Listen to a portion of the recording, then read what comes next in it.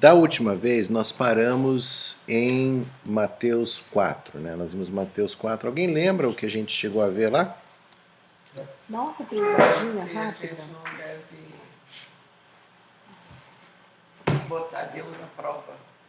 Não devemos colocar Usando Deus. os nossos próprios interesses.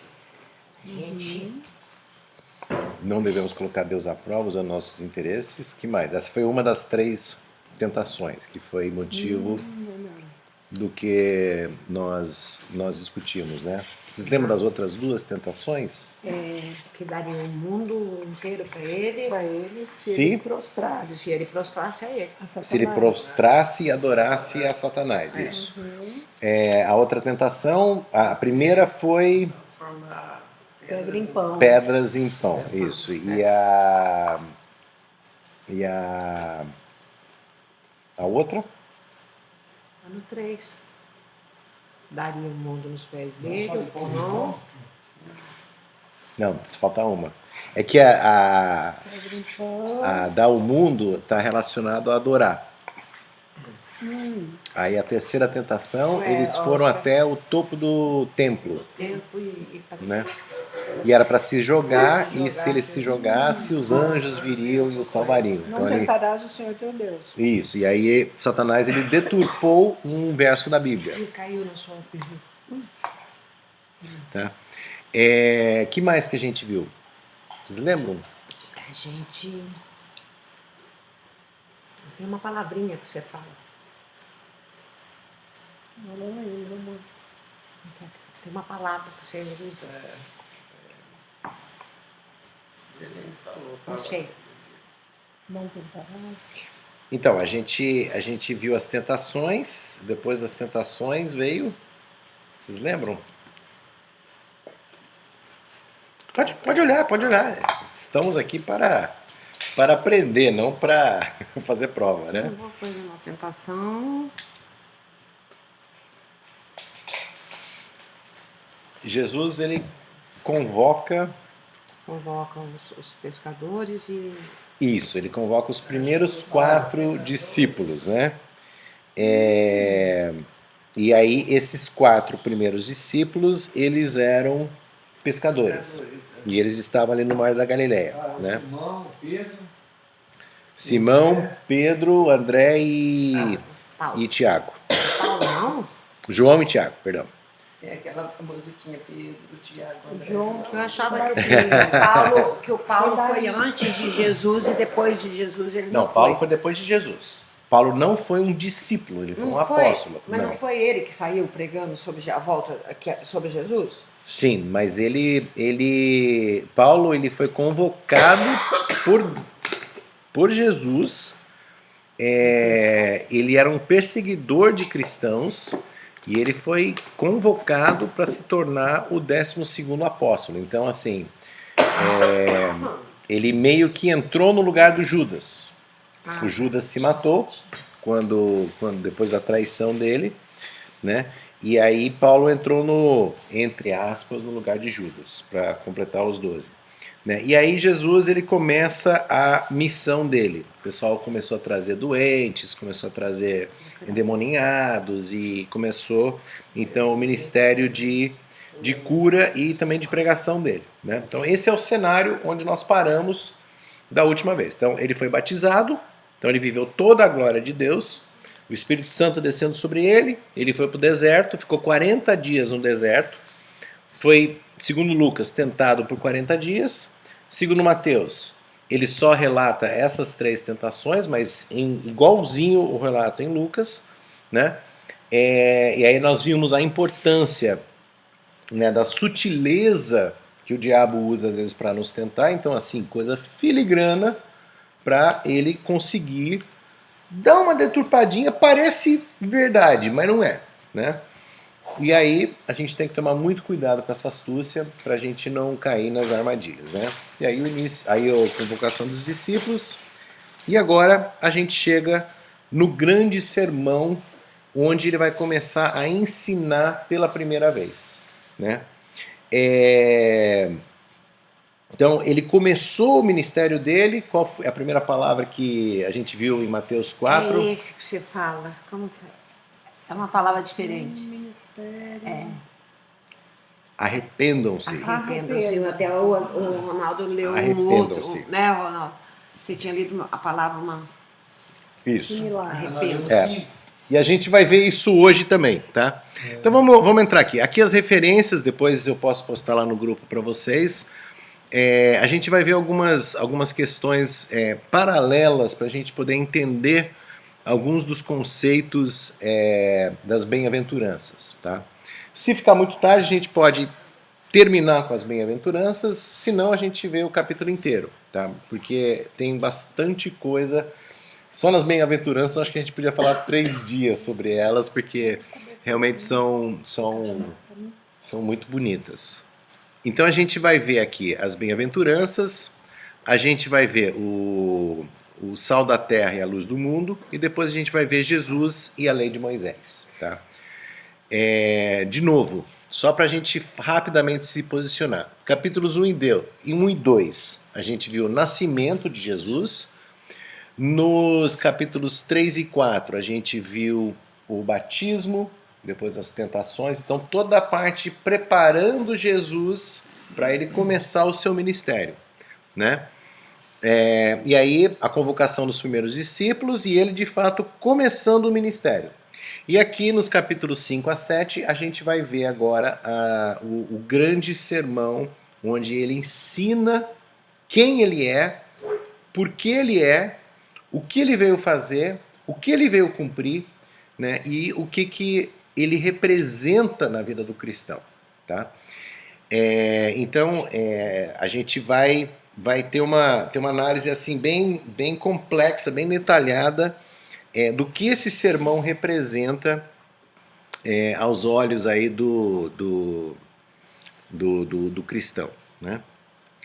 Pois bem, o Sermão do Monte começa assim: certo dia, quando Jesus viu as multidões, que as multidões se ajuntavam, subiu à encosta e ali sentou-se. Seus discípulos se reuniram ao seu redor e ele começou a ensiná-los. Né? Apesar daqui dar a ideia de que eram apenas os discípulos, mas as multidões já se ajuntavam. Então provavelmente ele subiu o monte e tinha milhares de pessoas em volta dele para aprenderem os ensinamentos dele, né? Então esse é o prelúdio, né?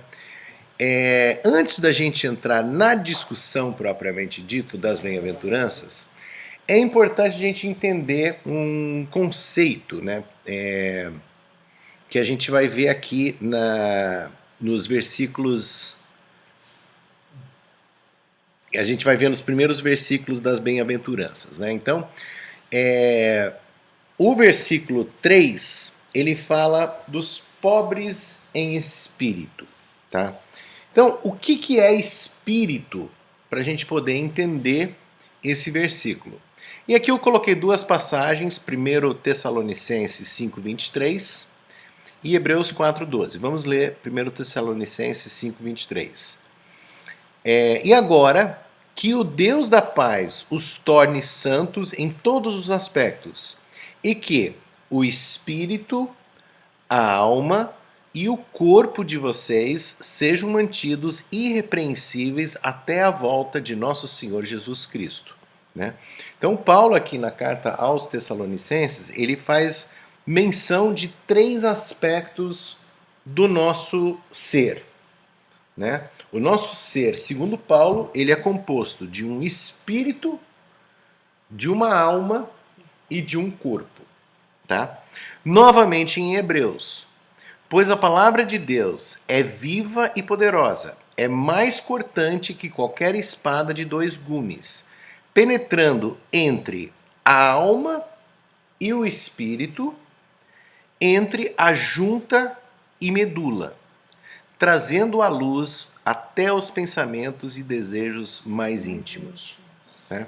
Então aqui é importante a gente entender esse conceito que Paulo coloca e que Jesus agora está fazendo referência. Então ele está falando: bem-aventurados os pobres de espírito. O que é ser pobre de espírito? Né? Então, para a gente entender esse conceito, a gente precisa entender o que quer dizer a palavra espírito, para aí a gente poder entender o que Jesus quis dizer com isso, né? E aí, eu pesquisei bastante nas referências que eu coloquei na apresentação, nessas referências aqui, né? Tem aqui a terceira referência, de Marcos Porceno, e ele explica assim detalhadamente espírito, alma e corpo, tá? Tem também aqui um link aqui do Wikipédia, onde você tem a definição de alma, tá? E explicando também o que é essa diferenciação entre espírito, corpo e alma, tá? Então, corpo eu acho que é o mais fácil, né? O que é o corpo? É isso aqui, que a né? gente vê, né? São os nossos órgãos, são os ossos, os músculos, a pele, né? Tudo que a gente consegue sentir e ver, né? Então eu consigo ver o corpo de todos vocês e vocês conseguem ver meu corpo, né? Então essa é a definição de corpo, né? Então o corpo são os nossos órgãos, a matéria física. A alma, ela vem nesse texto bíblico, na Bíblia, no Antigo Testamento, no hebraico, era essa palavra, nefesh, e no grego era psique, que lembra o quê? A parte mental. Tá? Então, Alma é o entendimento. é o entendimento, Entendimento. tá? Então envolve o ser, a nossa pessoa extracorpo. Então o que é essa pessoa extracorpo? A gente pensa, a gente tem emoções, a gente tem vontades, né? Então essa parte psicológica é o que Paulo se refere como sendo a nossa alma, né? E aí tem gente que define, nós temos diversos tipos de alma, nós temos mais de uma alma, no sentido de que essa alma, ela tem, não é que a gente tenha múltiplas almas, não é isso, mas a alma, ela tem, por exemplo, um lado psicológico, ela tem um lado espiritual, ela tem também um lado emocional, né? Então ela tem várias facetas que estão incorporadas nesse mecanismo que é a nossa vida, né? Tudo que não é simplesmente um osso, um músculo, uma carne, um órgão, né? Então é tudo isso que torna a gente quem nós somos, né? Então a minha alma é de um jeito, a da tia Beth é de outra, a da Dia de outra, e assim por diante. Então essa questão da alma, ela é um pouco complexa, um pouco confusa, mas é importante que a gente entenda, né? E aí a gente tem a mente, que é a nossa vontade, sentimentos e emoção. E o espírito? O que é o É o que se espírito? comunica com Deus. É a forma que você reage. Então, vamos ler aqui uma passagem de João, que eu acho que ela nos ajuda. Quando ele falou de água viva, isso é João 7,39, se vocês quiserem acompanhar, João 7,39. Ele estava se referindo ao Espírito, que mais tarde receberiam os que nele crescem. Então, o Espírito aqui, ele recebe aqueles que creem nele. E o Espírito aqui está com letra maiúscula, então é o Espírito de Deus, tá? Então, até então, o Espírito ainda não tinha sido dado, tá? Pois Jesus ainda não fora glorificado, né? Então, o que é esse Espírito? É o Espírito Santo, né? E é o Espírito que nós temos, que é o nosso veículo de comunicação com Deus, tá? Então, a alma por si só é a vida que nós temos. E a gente? Mas o Espírito Somos é nós. aquilo que nós vamos agora cultivar, que nós vamos alimentar, nós vamos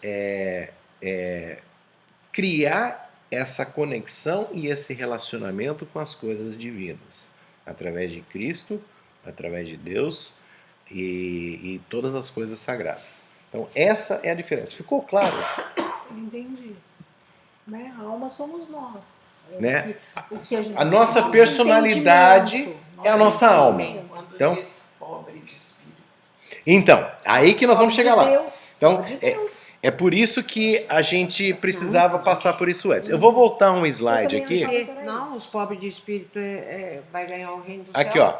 Então, nesse Aqueles que desenho não têm aqui, Deus, não tem entendimento. nesse desenho aqui, eu acho que está muito bem representado. Então, nós temos um mundo físico. O que, que é o nosso mundo físico falando do nosso corpo? É exatamente o nosso corpo, né?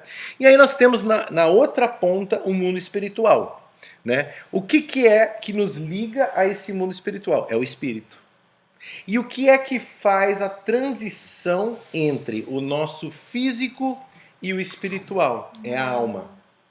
Então, é tudo aquilo que está no meio entre o físico e o espiritual. Ficou claro? É um pouco confuso, tá? Eu não sei se... A colocação da Beth é importante. Diga, tia. É que você falou que o pobre de espírito vai herdar o reino. Vai ganhar. Aqui, ó, Então. feliz as pessoas que ali não bate são com espiritualmente. isso, Bate. Aqui A gente vai são entender. espiritualmente pobres. Então, E daí tem pouco espírito. Então- Eu achava que era... Então, a gente chega lá, calma lá, tá? Então, ficou clara essa Entendi. distinção? São três Até aí eu elementos entendi. importantes, né? Então, o espírito ele faz a ligação com as coisas espirituais e ele faz então a comunhão com Deus e Cristo, né? Então, o corpo é a recepção, o instinto, a expressão, tá? Animal tem instinto, tem corpo. Animal tem alma, mas ele não se conecta com Deus. Ele tem um sentimento. Tem cachorro que é mais raivoso, tem cachorro que é mais manso, tem gato mais amoroso, tem gato que é mais briguento, né? Será que eles não se conectam? Então, a personalidade dos animais seria a alma deles. Agora, os animais eles têm espírito para se conectarem com Deus? Não sabemos, né? Então, nesses dois componentes, nós somos iguais a animais, em certos pontos, né? O espírito é que nos diferencia, porque isso é a nossa vontade e a nossa ligação com Deus, tá? Pois bem, antes de entrarmos no Sermão do Monte, eu achei essas fotos aqui na internet. Então, essa capela que nós vemos na foto aqui à direita, ela foi construída supostamente no lugar onde Jesus proferiu o Sermão do Monte, né? E aqui, esse lago aqui é o Mar da Galileia, né? Então a Bíblia ela relata que ele viveu ali na região. Isso aqui fica a cerca de, acho que 1,5 km, 2 km de Cafarnaum, que nós vimos no capítulo 4, que foi a última residência dele, mencionada por Mateus antes dele dar esse Sermão no Monte. Então, provavelmente ele estava morando em Cafarnaum quando ele se dirigiu para cá para dar esse sermão. E aqui nessa foto está um pouco pequeno aí para vocês que estão mais longe. Nessa foto, no canto inferior à esquerda, a gente vê que é realmente um monte que se destaca. Lá no final, né? Isso, esse aqui. Lá, tem um Isso. platô e tem E um aqui monte. tem um platô. Então, Parece uma estrada. alguns teólogos eles acham que talvez ele ficou aqui nessa parte mais alta e de lá mais pessoas conseguiam vê-lo. Alguns acham que ele ficou nesse platô inferior, porque aí mais pessoas poderiam se juntar a ele, né? Enfim, não sabemos, mas provavelmente tenha ocorrido nesse local o Sermão da Montanha, ou o Sermão do Monte, tá? Pois bem, e as bem-aventuranças? Já que vocês todos estão com a Bíblia aberta, alguém gostaria de ler para a gente? As bem-aventuranças seria do versículo 3 até o 12 de Mateus 5. Posso? Pode ler. Bem-aventurados os pobres de espírito, porque deles é o reino dos céus. Bem-aventurados os que choram, porque eles serão consolados. Bem-aventurados os mansos, porque eles herdarão a terra. Bem-aventurados os que têm fome e sede de justiça, porque eles serão fartos. Bem-aventurados os misericordiosos, porque eles alcançarão misericórdia. Bem-aventurados os limpos de coração, porque eles verão a Deus. Bem-aventurados os pacificadores, porque eles serão chamados filhos de Deus. Bem-aventurados os que sofrem perseguição por causa da justiça, porque deles é o reino dos céus. Bem-aventurados sois vós quando vos injuriarem e perseguirem, e mentindo disserem todo mal contra vós, por minha causa. Exaltai e alegrai-vos, porque é grandioso o vosso galardão nos céus, porque assim perseguiram os profetas que foram antes de vós. Obrigado. Então, essas são as conhecidas bem-aventuranças, ou nas versões mais novas está felizes aqueles, né? Acho que essa deve ser a nova versão internacional ou alguma tradução mais recente da Bíblia, né? Tem muita discussão sobre a melhor tradução. Acho que nem bem-aventurados, nem benditos, ou assim, acho que não expressa, pelo que eu li, não expressa bem, mas é uma pessoa que recebe bênçãos, ou seja, recebe uma dádiva, recebe um presente por ser desta maneira, né? O contexto é mais ou menos isso. Então, abençoado, presenteado por Deus, alguma coisa nesse sentido. Então é bastante amplo essa forma de colocar uma pessoa como bem-aventurada ou feliz. A Bíblia fala tudo feliz. Sim, deve ser a nova versão internacional, né? Essa aqui é a Bíblia Jovem. Tá, legal. Mas enfim, assim, é uma recompensa muito grande se a gente estiver naquela condição, né? E agora vamos começar com a primeira bem-aventurança, que é justamente ou melhor, vamos falar de todas elas aqui. Então, a primeira bem-aventurança fala dos pobres de espírito, né? Eu acho isso aqui, se a gente começar a analisar mais a fundo, a gente falou que o espírito é o quê? Dos três componentes que nos formam, o espírito Que não tem comunhão com Deus aí, seria isso. é o que nos conecta com O Deus, Espírito nos conecta. né? Então, Não assim, a tem gente... uma relação, conexão, é a mesma coisa. Mas aí eles são bem-aventurados. Então, Deles é o reino de Deus. mas veja bem, para eu ser pobre, eu preciso aceitar que eu sou pobre. E aí vem a grande questão, né? Eu fiquei assim muito tempo, não, mas não faz muito sentido esse verso, né? Porque todos nós somos pecadores, todos nós somos de espírito pobre perante Deus. Agora, qual que é a diferença para a gente ser abençoado, para a gente receber essa dádiva, e qual é a recompensa? Simplesmente nada menos, nada mais do que o reino dos céus, né? E qual que é a condição para que a gente possa ser pobre de espírito? O espírito é aquilo que nos conecta a Deus.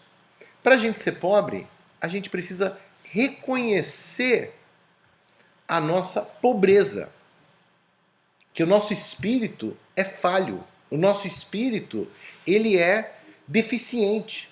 Se nós reconhecermos essa condição, Cristo aqui está falando que automaticamente o reino do céu será nosso. Então, se nós somos pobres de espírito, nós precisamos reconhecer essa pobreza, porque todos nós somos pecadores. Nós reconhecendo esta pobreza... Mas tem um monte de pobre de espírito aí que não vai dar Não, o não, reino do então, céu. mas é o pobre de espírito, na verdade, que reconhece. é o pobre de alma, né? Porque ele se acha... que não é soberbo.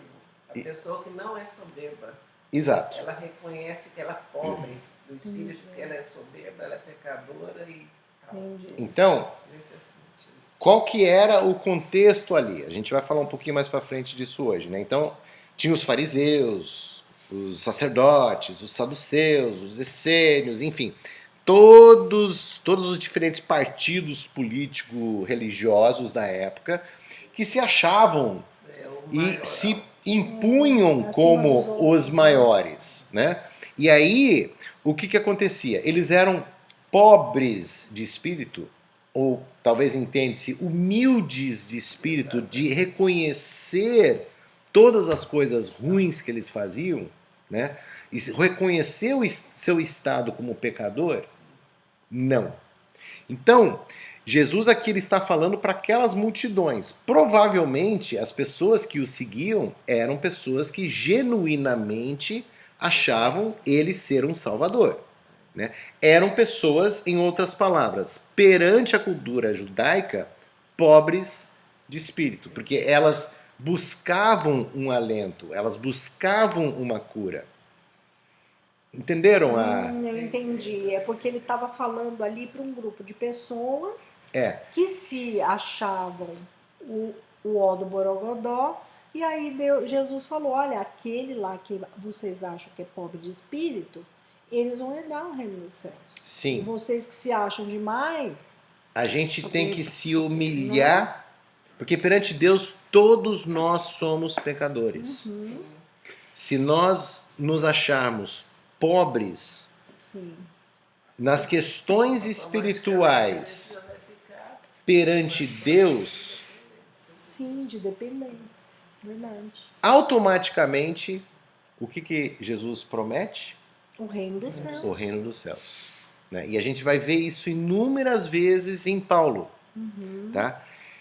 Crê no Senhor Jesus Cristo e tu serás salvo. Isso para um cara que tinha acabado de açoitá-lo, o cara que tinha acabado de ser o carcereiro dele, o cara que tinha acabado de naufragar com ele. A única condição que Paulo colocou para todo e qualquer cristão foi sempre: crê no Senhor Jesus Cristo e tu serás salvo. É Só. sede perfeita. E aqui a mesma coisa. Nós precisamos acreditar na nossa pobreza de espírito, que nós somos realmente vis e maus, porque nós pecamos. E, portanto, nós precisamos da graça de Deus. Se nós nos colocarmos nesse estado de pobreza, né, reconhecendo a nossa pobreza, automaticamente Jesus, nesse momento, prometeu para a gente a vida eterna no reino dos céus. Eu acho isso de uma beleza incrível, né? Qual que é a segunda? E agora a gente vai ver uma construção disso, né? Talvez para um lado que a gente não goste, né? O presente está ali. Logo na primeira bem-aventurança, nós temos que nos vestir dessa pobreza, reconhecer o nosso estado precário Por isso o tal de espiritual. vestir de pano de saco, Agora, né? a gente não pode deixar de estar sempre, meu ponto de vista, não sei se eu estou certo ou errado, levando tudo que está escrito aqui para o lado nós e os céus. Não é, eu estou triste aqui na terra, chorando por causa de qualquer coisa. Sim, Eu sim. estou chorando porque eu não consigo alcançar aquilo. Agora as próximas bem-aventuranças elas vão detalhar bem mais essa questão, né? Então, infelizmente, muitas pessoas na história do mundo, às vezes as pessoas elas pegam um versículo e acabam cometendo atrocidades porque elas dizem porque na Bíblia fala tal coisa. Então a gente precisa justamente contextualizar isso para a gente entender o todo e aí a gente conseguir extrair a verdade daquilo, né? A próxima bem-aventurança fala que bem-aventurados os que choram, porque serão consolados, né? Esse chorar, a gente tem que lembrar a primeira. Nós reconhecemos que nós somos pobres de espírito, que nós não temos uma relação perfeita com Deus, pelo contrário, longe disso, né? Por mais que nós queremos ter uma comunhão cada dia melhor com Deus, nós nascemos pecadores e somente deixaremos de ter essa condição de pecador via Cristo ter morrido por nós, né? Então, assim, o nosso pecado nos entristece, né? Deveria chegar a ponto de nos entristecer. Deveria chegar a ponto de nós nos comovermos e chorarmos, né? Talvez de uma forma aludida, mas muitas vezes de uma forma física, chorar, né? Pelos pecados que nós cometemos e pela nossa condição que nós buscamos cada dia aumentar essa comunhão com Deus, mas como pecadores a gente erra e a gente tem retrocessos. Então, esse choro que nós estamos falando, não é porque, poxa, eu não consegui ganhar a Mega Sena. Não é por aí, né? Nós estamos falando de coisas espirituais. Coisas eternas, né? Tudo bem, corruptíveis. eu bati o carro, chorei, tá? Claro, é uma coisa triste, é uma coisa que chateia a gente, tá? Mas eu acho que a gente deve sempre olhar o contexto espiritual, né? Sofri um acidente, quebrei um braço, então afetou, dos 3 componentes, afetou o corpo, né? Tudo bem, vou chorar, mas esse choro é um choro. Nós estamos falando aqui do choro porque reconhecemos o nosso estado de pobreza espiritual, de estarmos muito aquém daquilo que gostaríamos e deveríamos perante os olhos de Deus, né? E choramos de tristeza pelos nossos atos pecaminosos, né? E Deus, Jesus nos dá a garantia de que se e quando chorarmos dessa maneira, Ele estará lá sempre para nos confortar. Tá? A terceira bem-aventurança. Bem-aventurados os humildes, que herdarão a terra. Poxa, mas a gente não viu lá em Mateus, no capítulo 4, na tentação de Jesus, que a terra era de Satanás, e agora os humildes vão herdar a terra? Bom, também não podemos nos esquecer que a Deus tudo pertence, né? Então Deus pode ter concedido temporariamente a Satanás esse domínio sobre a terra. Ou ele se acha o dono. Depois toma. E depois... Ele se acha o dono. Na realidade ele se acha. Né? Então, não quer dizer que ele seja. É. Os humildes, de novo, no sentido espiritual. Então, nós reconhecemos o nosso estado precário de pecado, nós choramos por esse estado, nos humilhamos perante Deus para pedir o seu perdão, tá? E com isso nós ganhamos o reino dos céus, o consolo divino e ainda herdaremos a terra.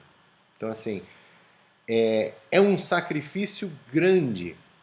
Em termos espirituais, é 100% de sacrifício. Então, só recapitulando. Primeira bem-aventurança, a pobreza de espírito. Nós reconhecendo que espiritualmente estamos muito aquém da vontade de Deus.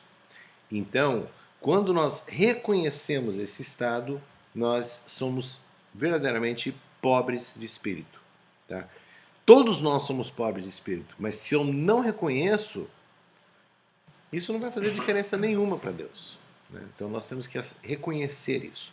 Segundo, nós temos que nos arrepender, nós temos que chorar pelo fato de estarmos distantes de Deus. Né? Chorar pelos pecados que nós cometemos. Chorar porque essa busca a nossa natureza é pecar. E nós estamos tentando fazer algo contra a natureza que nos foi dada no Jardim do Éden. Né? E aí nós temos que nos humilhar, porque como é que eu posso dizer? É um exercício de frustração. Se nós temos uma natureza pecaminosa, buscar a perfeição, nós vamos chorar porque toda hora nós estamos errando de novo, e isso vai fazer com que nós sejamos humildes e peçamos a Deus que Ele nos dê sabedoria para a gente continuar nisso. Então é um processo de comunhão com Deus. Né? E aí, a quarta bem-aventurança. Com isso, nós temos que ter fome e sede de justiça. Né? Esse é um versículo que, para tirar de contexto, é extremamente fácil. E a gente vê muitas vezes, né, em eventos aí bastante trágicos, né? Pessoa, não, porque Deus me empoderou, porque em nome de Deus eu estou com fome e sede de justiça, eu vou fazer algumas barbaridades e atrocidades. Né? Então a gente tem que tomar muito cuidado. A intenção aqui, colocando de novo nessa perspectiva, né? Nós nos humilhamos perante Deus e com isso nós passamos a estar naquela condição que Jesus estava no deserto depois de jejuar durante 40 dias e ser tentado por 40 dias. Ele estava naquele momento com fome e sede de que tipo de justiça? Da justiça que só provém de Deus. Deus é justo. O justo viverá pela fé. O apóstolo Paulo diz de novo. Né? Os justos herdarão os céus. Né? Então é essa justiça que nos torna justos. Não a justiça do homem. Não é assim a justiça proferida por um juiz terreno. Não, é a justiça divina que faz de nós pessoas justas perante Deus. Né?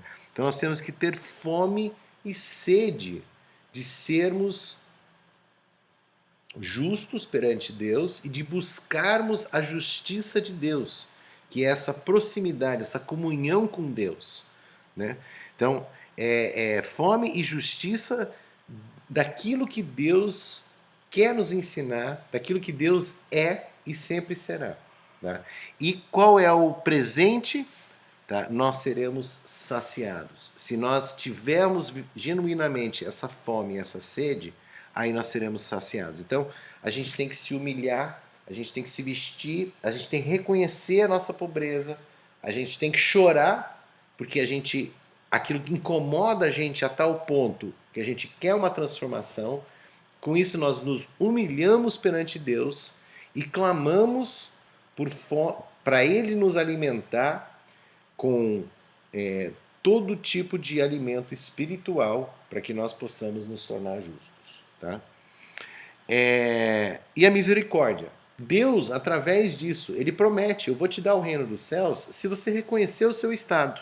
Então, Deus já mostrou misericórdia para conosco quando mandou seu Filho para morrer no nosso lugar, por causa do nosso pecado. Né? Então, se Ele já teve essa misericórdia de sacrificar o seu Filho, né? Ele quer que a gente também tenha essa misericórdia com as outras pessoas. Quando as pessoas chegam e elas, de alguma forma ou de outra, pedem alguma coisa da gente, causam alguma coisa pra gente, Ele quer que a gente tenha misericórdia, assim como Ele também demonstrou misericórdia com a gente. Tá? E aí, com isso, quando a gente atinge esse estado, a gente tem que buscar um próximo estágio. Aí a gente começa a viver com coração puro. Bem-aventurados os de coração puro. Tá? Sem malícia, sem segundas intenções, ações genuínas, ações transparentes. O que é um coração puro? Tá? Jesus várias vezes disse que a gente precisava se igualar à pureza de uma criança. Né? A criança não tem maldade, ela não tem segundas intenções, ela é espontânea. Né? Ela fala na cara, na lata ali, o que ela quer, o que ela pensa, ela não tem esse negócio de contornar. Né? E aí, se nós formos igual crianças, nós seremos puros de coração, e aí a bênção será que nós veremos a Deus. Então, se nós tivermos essa pureza, nós cada vez mais, cada aventurança que nós vamos conquistando nessa jornada, nós vamos chegando mais e mais próximos de Deus. Né? Então, primeiro, a gente herdou o reino e agora a gente está vendo a Deus, se a gente conseguir causar essa transformação na gente. Né? E o coração, ele está na parte espiritual, na parte da alma ou na parte do corpo? Corpo.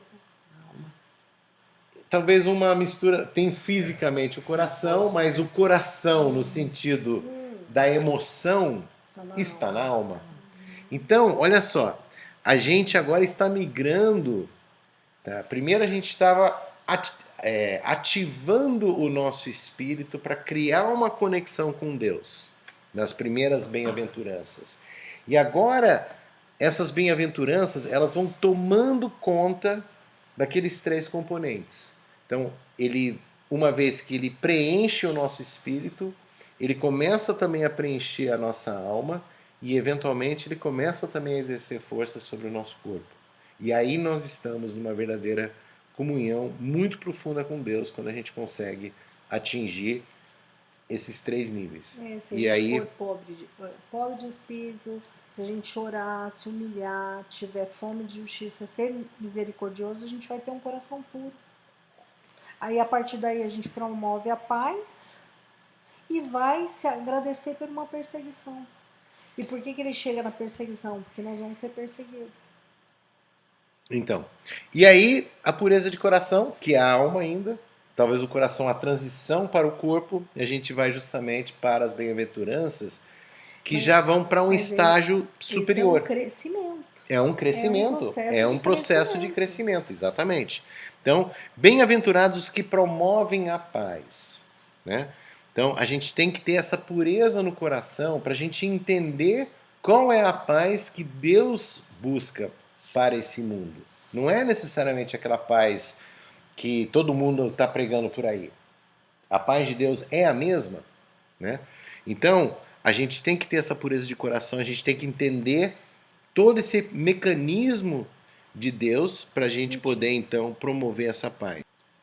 Então, se nós promovermos essa paz, qual será a nossa condição? Nós não apenas veremos a Deus, mas nós seremos filhos dele. E o que o filho é? É quem vai receber tudo do Pai. Herança. Né? E aí vem a parte do corpo, né? Então a gente promove a paz, só que as pessoas não vão reconhecer isso, mas nós estamos num processo de comunhão com Deus extremamente profundo e talvez a gente seja perseguido por essa relação que nós mantemos com Deus, né? E aí começa a afetar a terceira esfera, a mais palpável, que é esse aqui, a perseguição. Né? A perseguição ao nosso corpo. Mas se o nosso espírito e nossa alma estiverem envolvidos nessa plenitude com Deus, se alguma coisa afetar o nosso corpo, a gente não vai se sentir prejudicado de forma nenhuma, porque a nossa comunhão é tão profunda que a gente consegue superar isso. Então, é um amadurecimento do nosso estado espiritual. E aí o reino dos céus é nosso de novo, né? Então, aqui reforçando essa questão. E se nós sofremos zombarias e perseguição? Então, aqui já é uma perseguição. A primeira perseguição que ele cita aqui é aquela perseguição assim, talvez uma zombaria, talvez uma coisa mais superficial. E na última bem-aventurança ele fala especificamente, talvez, de uma perseguição corporal, né? Uma zombaria, escárnio, deboche, perseguição física, né? Uma tortura, como aconteceu com os apóstolos. E aí, grande recompensa no céu é o prometido, né? O que é essa recompensa? Jesus não mencionou, mas sabemos que será algo coisa boa, que é uma coisa muito boa, né? Então vocês veem que é um mecanismo de amadurecimento espiritual. Então a gente tem que primeiro alcançar a primeira bem-aventurança, não é fácil. A segunda é mais difícil, a terceira é mais difícil.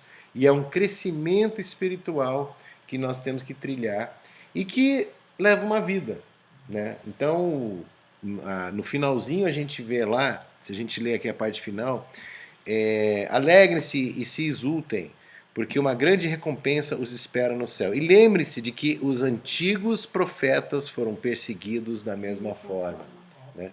E a gente sabe que Elias, o profeta, uma carruagem de fogo desceu do céu, o pegou e o levou para o céu, de tão justo que ele era, né? Então tem alguns exemplos, né, de pessoas que literalmente andaram com Deus e essas pessoas então foram levadas por Deus para morarem e terem uma vida eterna junto a Ele, né?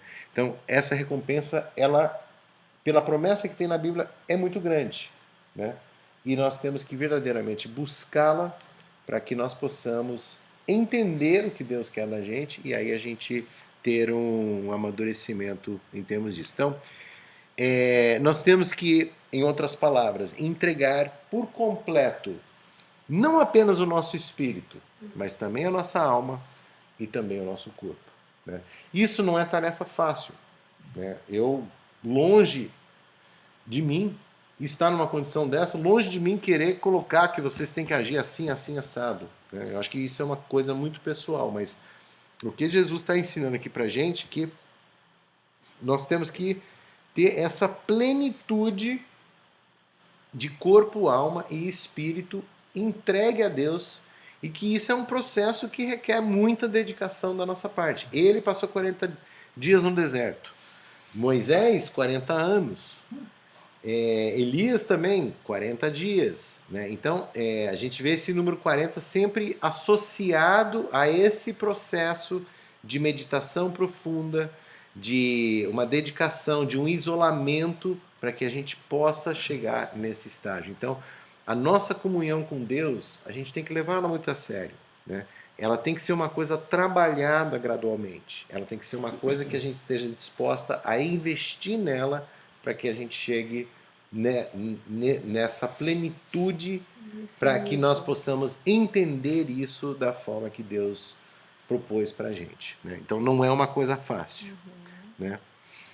E aí vem, uma vez que nós estejamos nesse caminho, que nós estejamos alcançando essas conquistas espirituais, Jesus ele vem e nos apresenta os versículos 13 a 16. Alguém quer ler para a gente? O sal da terra e a luz do mundo. Vocês são o sal para a humanidade.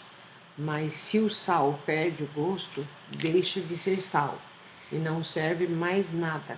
É jogado fora, pisado pelas pessoas que passam. Vocês são a luz do mundo.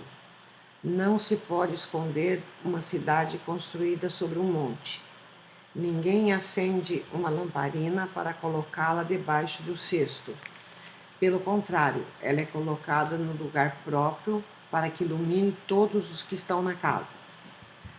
Assim também a luz de vocês deve brilhar para que os outros vejam as coisas boas que vocês fazem e louvem o Pai de vocês, que está no céu. Legal, obrigado. É legal a gente pegar sempre versões diferentes da Bíblia e ver as variações. Essa aqui né? deve ser nova, né? Essa tá diferente. Essa aqui que eu tô aqui no celular, ela é média. Ela foi a primeira tradução moderna, vamos chamar assim, que teve um impacto, uma repercussão bastante boa. E ela tem variações, que também aqui está na tela. Nossa, mas é muito bonito, né? O jeito que Deus fala. É um timbre de amor tão grande, né? Ó, da mesma forma, suas obras devem brilhar para que todos os vejam e louvem seu Pai que está no céu. Ele trata a gente como filhinho mesmo, né? É muito bonito. Bom, contextualizando, o sal na época ele era um processo muito complexo de produção. Então, os romanos eles produziam sal, era considerado moeda. Muitos recebiam um pagamento na forma de sal, de tão precioso e difícil que era a produção.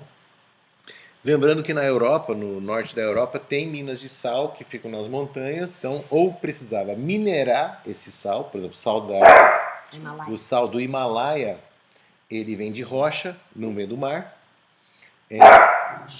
por isso que ele tem uma coloração diferente.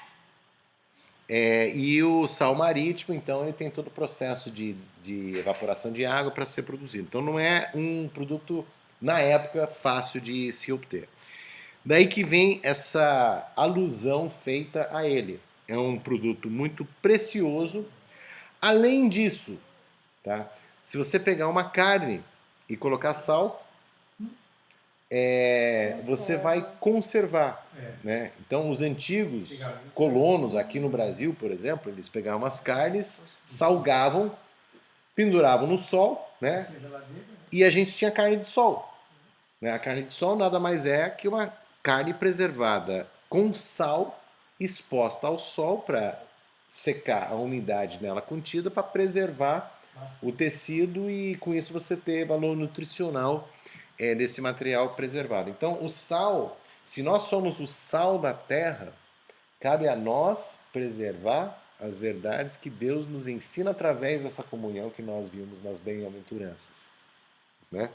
Então assim, Nossa, muito bem legal. escolhido esse exemplo. Não é só a questão de ser um produto caro, um produto escasso, um produto de difícil obtenção. Então ele é precioso, mas ele também tem essa questão de preservar. E ele dá sabor, né? Então, uma coisa sem sal, uma coisa meio sonsa, meio, gostei da palavra, sonsa, né? Uma coisa assim meio, né, meio chué, né?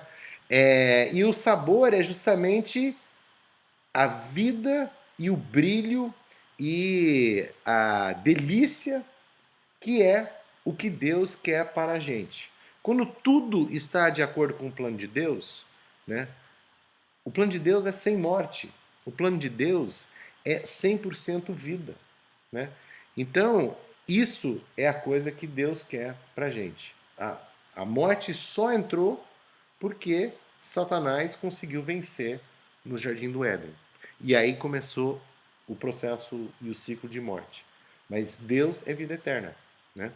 Então, daí o sabor da gente poder gozar dessa vida e a gente poder compartilhar essa mensagem com outras pessoas. E aí também é a questão de dar o sabor. A gente está espalhando uma pequena quantidade, aquilo vai realmente mudar totalmente aquela comida. Vai dar sabor à vida, vai dar alegria, vai dar graça. Esse sabor eu acho que quer dizer tudo isso. Sim, assim, a gente...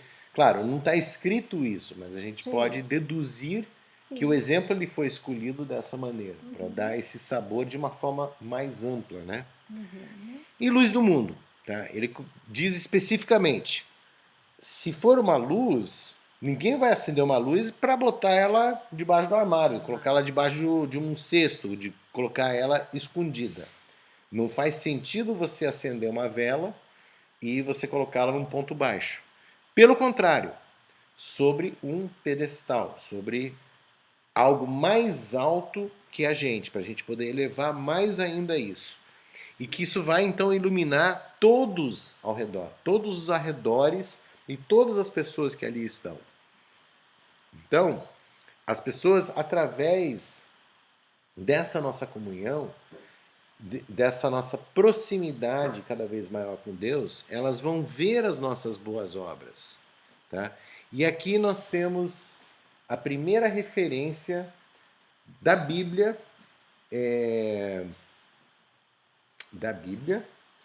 a Deus como Pai. É importante isso, né? A gente vê a relação agora de Filho de Deus e Deus Pai. Cristo aqui ele faz a primeira menção ao Pai. O nosso Pai, o vosso Pai, deixa eu só ver como é que ele coloca aqui. Louvem seu Pai que está no céu. Isso, louvem seu Pai que está no céu. Então, ele já está considerando aqui que os primeiros cristãos que tiveram comunhão com ele já estão na condição de filhos de Deus. Então, o simples fato dele ter vindo já muda o status das pessoas para filhos de Deus, né? Abraão era o herdeiro, né? Agora, os cristãos novos que estavam ali, não tinham toda aquela pompa dos judeus, muitos deles nem eram judeus, tá? E Jesus já os classifica como filhos de Deus.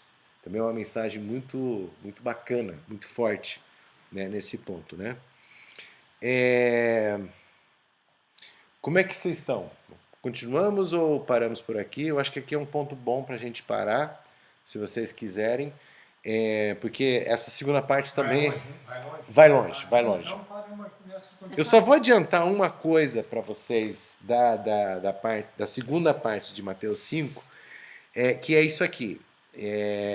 Quando a gente vai ver que ele fala especificamente dos fariseus, dos saduceus, e a gente precisa entender que essa segunda parte, quando vocês forem ler isso para a semana que vem, era muito forte essa questão dos doutores da lei, né, os sacerdotes, etc., quererem impor condições ao restante da população meio que uma forma de controlá-los a fazer aquilo que eles achavam importantes, né? Eu assisti uma entrevista com o Rabino que eu achei muito legal. Ele comentando como que era a sociedade na época de Cristo. Tá? Depois eu posso...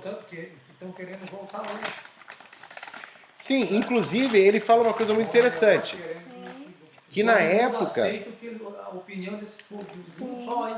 Sim. Agora não é nem 2, 3, é um só. Então, na época, quem mandava no templo eram os saduceus, né? E os fariseus, eles estavam tentando derrubar os saduceus para assumir a posição deles no sacerdócio, ou seja, assumir o controle do tabernáculo, que era o considerado, né, o palácio da alvorada da época, né? Se a gente puder fazer essa comparação. Então tinha muita briga entre os saduceus e os fariseus. Quando a gente entende isso, a gente começa a ver todos esses questionamentos dos saduceus querendo aparecer, querendo provar que os fariseus estavam errados usando Cristo. A gente vê essa medida de forças, né? Essa queda de braço, né? Colocando Jesus no meio, porque Jesus talvez fosse a forma de resolver aquela disputa.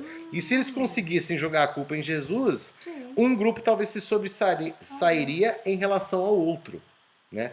E aí, quando a gente for entrar nessa segunda parte de Mateus 5, que é pesado, eu concordo, a gente precisa entender que essa mensagem, ela leva em consideração o que os fariseus e os saduceus impunham ao povo, muitas vezes além do que a lei de Moisés exigia, e muitas vezes distorcido em relação ao que a lei de Moisés exigia. Por exemplo, a lei do divórcio. Tá? Os fariseus, segundo historiadores da época, eles autorizavam uma carta de divórcio, né, que Moisés de fato menciona, acho que em Êxodo, ele menciona que você pode dar uma carta de divórcio para a mulher se ela desonrar o marido. Então, essa desonra ao marido, eles interpretavam assim: deixou queimar a carne, desonrou o marido. Como é que vai fazer o marido queimar um negócio, comer um negócio queimado? Então, carta de divórcio, tá aqui, ó, pá. Pode ir para casa, se vira. Se dois homens fizerem seguidamente, ela já vira uma excluída da sociedade. Né? Então, a coisa era muito rigorosa. Eles pegavam a lei de Moisés e aí eles, não, tem que ter mais isso, tem que ter mais aquilo, tal, interpretavam ao modo deles. E aí, quando Jesus ele começa a falar todas essas coisas, a gente tem que lembrar que ele está falando para o povo, olha, não é bem assim. A intenção daquilo que foi colocado na lei de Moisés era: se Deus juntou, não separa. Não tem esse negócio, tem uma carta, tem um papel, tem isso, tem aquilo. Se você der 20 chicotadas do lado de cá, se você pegar e fazer não sei mais o que, isso aí vai justificar você perante o sacerdote. Né? Então,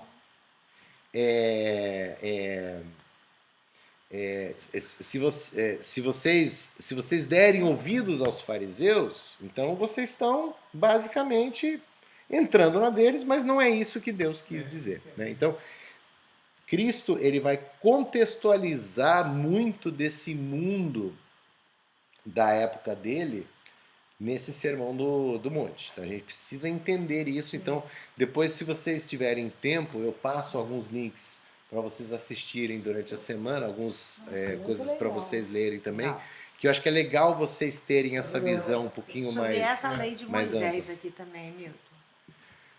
Aqui fala que não pode mudar nada, e daí? Então, Isso aí nós vamos, então, aí nós começamos a entrar em alguns princípios que são bem profundos quanto à missão de Cristo, né? Cristo ele diz: eu não vim para mudar a lei, eu vim para cumprir a lei. Né? Então, a questão de cumprir a lei, o que você entende de um cumprimento? Né? De uma conclusão. Então, a lei ela foi criada com um propósito. Né? Tudo do Velho Testamento, todas as cerimônias do Velho Testamento, sem exceção, elas apontam para a vinda de Cristo. Elas apontam para o sacrifício de Cristo. Né? E aí, Cumprir significa que quando ele morreu, e mais importante, quando ele ressuscitou, tá? Ele cumpriu. Ou seja, agora o nosso pecado ele tem perdão eterno. Tá? Essa é a missão de Cristo.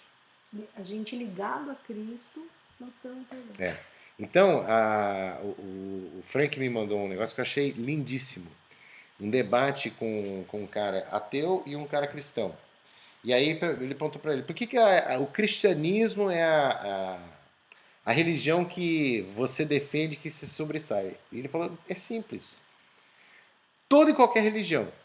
Você entra e você começa a fazer uma busca por algo que você nunca vai alcançar. E o cristianismo já te dá a resposta logo de cara. Cristo morreu pelo meu pecado, eu já estou perdoado, eu já estou salvo. Então, já é uma certeza. É uma certeza. Se nós acreditamos... Então por que nós vamos ser julgados se a gente já está salvo? Onde a Bíblia fala isso? Você será julgado conforme você julga as outras pessoas. Ah, sim. Nesta vida terrena. Mas se eu aceito a Cristo, eu já fui inocentado pelo sangue dele.